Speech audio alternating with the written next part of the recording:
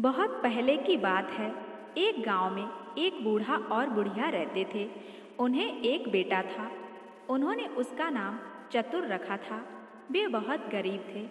चतुर बहुत ही कम उम्र का था तभी उसके माता पिता मर गए थे। छोटी उम्र में ही चतुर को नौकरी करनी पड़ी। गांव के कुछ दयालु लोगों ने चतुर की मदद करनी चाहिए, लेकिन स्वाभिमानी चतुर को वह मंजूर नहीं हुआ। उसने किसी की दया नहीं चाही। वह एक आदमी के यहाँ गया और उससे नौकरी के लिए बोला। उस आदमी ने उसे 1 पैसा वार्षिक की नौकरी पर रख लिया। चतुर को खुशी हुई कि वह अपने पाँव पर खड़ा है। खाने कपड़े के साथ वर्ष में 1 पैसे मजूरी की नौकरी पाकर उसने संतोष की सांस ली। चतुर खूब लगन से काम करके अपने मालिक को खुश रखने की चेष्टा करता। समय बीतने लगा। 3 वर्ष बीत गए। उसे अपने गांव के साथी याद आने लगे। अपना घर-बार याद आने लगा। उसने अपने मालिक से अपनी मजूरी के 3 पैसे लिए और अपने गांव की ओर चल पड़ा। उसने कुछ महीनों की छुट्टी ली थी। रास्ते में उसे एक बूढ़ा मिला। चतुर को देखकर उस बूढ़े ने गिड़गिड़ाकर कहा, सुनो बालक, मैं कई दिनों से भूखा हूँ। मुझे कुछ खाने के लिए दे दो, नहीं तो मैं भूख से मर जाऊँगा। बूढ़े की बात सुनकर चतुर ने बहुत नम्र स्वर में कहा, मेरे पास खाने की कोई वस्तु नहीं है, मैं क्या दूँ? मेरे पास मेरी कमाई के 3 पैसे हैं, यही ले लो और कुछ खरीद कर खा लो। उसने अपनी जेब से 3 पैसे निकालकर उसे दे दिए। चतुर ने जैसे ही आगे बढ़ना चाहा, वैसे ही उसने देखा कि उस बूढ़े के चेहरे पर बड़ी बड़ी मूछें निकल आई हैं। यह देखकर चतुर के होश उड़ गए। वह पीपल की पत्ती की तरफ थर थर काँपने लगा। उसे भयभीत होकर देखकर उस आदमी ने कहा, डरते क्यों हो? आदमी को हिम्मत से काम लेना चाहिए। मैं तुम्हारी दया की भावना से बहुत खुश हूँ। बिना लोभ रखे तुमने अपनी पूरी कमाई के पैसे मुझे दे दिए हैं। 3 पैसे की जगह मैं भी तुम्हें 3 चीज़ें देता हूँ। आओ मेरे साथ चलो। त्याग करना बहुत बड़ी बात होती है। चतुर डरते डरते उस आदमी के साथ चलने लगा। अपने घर ले जाकर उस आदमी ने चतुर को एक सारंगी दी। बताया कि इसे तुम जैसे ही बजाओगे तो लोग नाचने लगेंगे। एक तीर धनुष देकर कहा, तुम जिस पर निशाना लगाओगे वह खाली नहीं जाएगा और तीर लौटाकर तुम्हारे पास आ जाएगा। तीसरी चीज थी सच्चाई।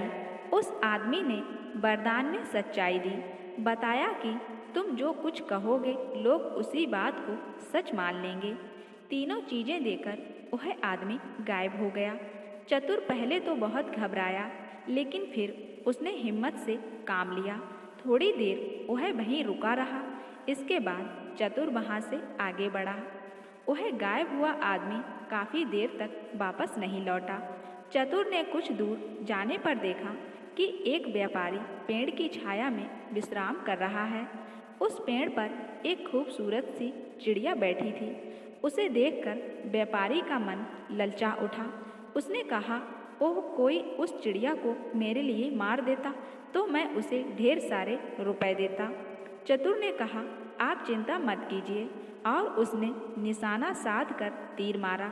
वह चिड़िया झाड़ी में गिर गई। चतुर बहुत खुश हुआ। खुशी से उसने सारंगी बजाई। व्यापारी हड़बड़ाकर चिड़िया पकड़ने के लिए झाड़ी में घुस गया।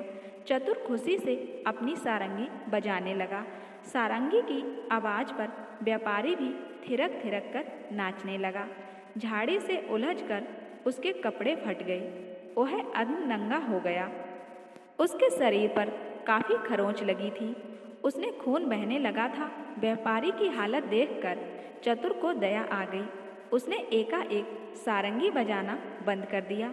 सारंगी का बजाना बंद होते ही व्यापारी का नाचना बंद हो गया। व्यापारी ने उसे थैली भरकर रुपए दे दिए।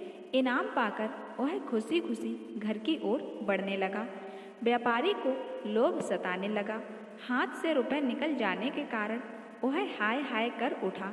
कुछ सोचकर वह चतुर के पीछे पीछे दौड़ने लगा। निकट पहुंचते ही उसने शोर मचाया, यह छोकरा 100 में मुझे पर प्रहार करके मेरे पैसों की थैली छीनकर भाग रहा है। गांव वालों, इसे पकड़ो। गांव वालों ने चतुर को पकड़कर मारा पीटा और थाने ले गए। थानेदार ने चतुर से पूछताछ की। चतुर ने बताया कि व्यापारी झूठ बोल रहा है। चिड़िया मारने के एवज में इसने मुझे इनाम में रुपए दिए हैं। थानेदार ने कहा, एक चिड़िया मारने के बदले में थैली भर रुपया कौन इनाम देगा? इनाम देने वाले के शरीर में खरोंच कैसे लगेंगे? इसके कपड़े कैसे फटेंगे? चतुर जरूर चोरों के साथ का लड़का है। यह सोचकर उसने सिपाही से कहा, इसे हाजत में डाल दो। हाजत में बंद करने के लिए सिपाही चतुर को ले चले। चतुर ने मन ही मन कहा, उस बूढ़े ने तीसरी बात गलत बताई। फिर सोचा, जरा सारंगी बजाकर फिर आजमाऊं। मुसीबत के समय हिम्मत खोने से काम नहीं चलेगा। वह सारंगी बजाने लगा। वहाँ उपस्थित सभी लोग नाचने लगे। सभी लोग नाचते नाचते पस्त होने लगे। थानेदार ने कहा, अरे तुम सारंगी बजाना तो बंद करो। मैं अनुनय विनय करता हूँ, तुम्हारी बात पर विश्वास करता हूँ। चतुर ने सारंगी बजाना बंद कर दिया। जैसे ही सारंगी बजाना बंद हुआ, वैसे ही सबका नाचना भी बंद हो गया। चतुर ने थानेदार को बताया कि मैंने इसी तरह से सारंगी बजाई थी और इस तीर से चिड़िया को मारा था। चिड़िया झाड़ी में गिरी और व्यापारी चिड़िया लेने गया। खुशी से मैंने अभी की तरह सारंगी बजाई और यह व्यापारी बेसुध होकर नाचने लगा था। झाड़ी में इसके कपड़े फटे और शरीर पर खरोंचें लगी। मैंने सारंगी बजाना बंद किया तो इसने यह थैली दी। अगर विश्वास ना हो तो मुझे उस झाड़ी के पास ले चलिए। आप लोग मैदान में नाचे थे, इसलिए कपड़े नहीं फटे। चतुर की बातों से थानेदार प्रभावित हुआ।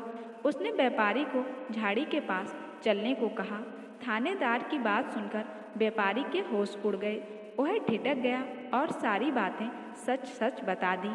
चतुर की सच्चाई से खुश होकर थानेदार ने चतुर को एक थैली रुपए अपनी ओर से इनाम में दिए।